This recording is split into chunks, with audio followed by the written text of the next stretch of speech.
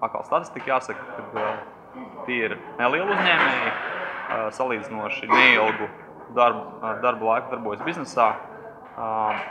Es ieteiktu noteikti pasties arī par tiem uzņēmējiem kaut kādas atsauksmes, ar kuru katru neslēgt uzreiz vienošanos, īpaši, ja tā vienošanās tiek piedāvāt mutiski. Jā, jo būvnieks, kas piedāvā mutiskas vienošanās, negribētu slēgt darba līgumus, aprobežoties tikai ar solījumiem, ļoti biežos gadījumos nebūs labs būvnieks. Turisti, kas atnāk no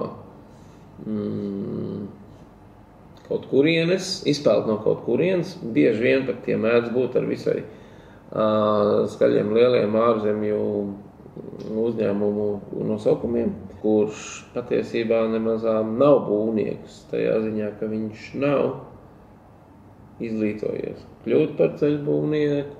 Viņš vienkārši ir atnācis un atradis sev varbūt kādu vietiņu, tāpēc, kad ir pieprasījums, un es te drusku pastrādāšu. Viņš nāk uz būvfirmu kāvas darbu, lai nopelnītu sev iztiku. Praktiski, kas notiek būvfirmā, viņu maz interesē. Sliktākais būvnieks noteikti. Tas ir tāds stereotipisks mūsdienām. Mūsdienu būvnieks, kurš noteikti atnāk uz darbu kādreiz varbūt ierēbis, arī savā jomā nemaz nav mācījies, nezinu, ko viņš dara.